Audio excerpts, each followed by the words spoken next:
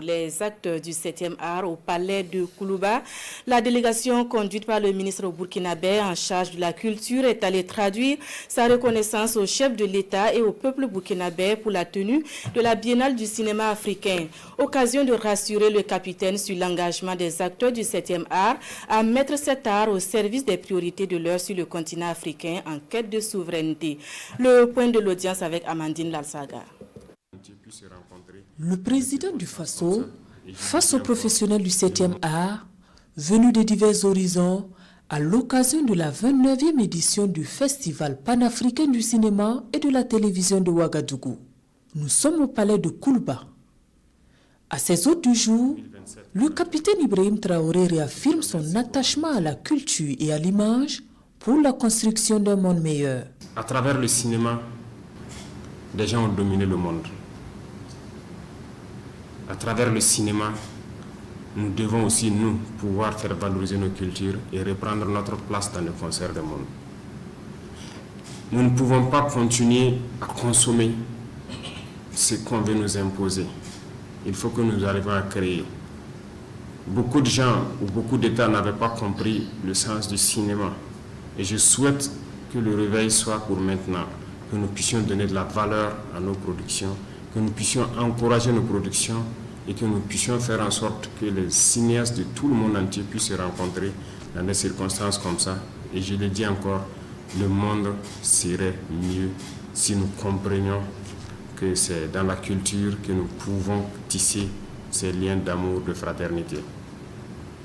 Je suis convaincu et nous allons tout mettre en œuvre pour que notre cinéma, que vous cinéastes, vous puissiez vivre de votre art et que nous puissions créer pour éduquer. Parce que l'objectif premier du cinéma, c'est d'éduquer. Une confiance renouvelée du chef de l'État au cinéma africain, saluée à sa juste valeur par la délégation de cinéastes venus traduire les remerciements des acteurs du cinéma au président du Faso, au gouvernement et au peuple burkinabé pour l'organisation régulière du FESPACO depuis 1969.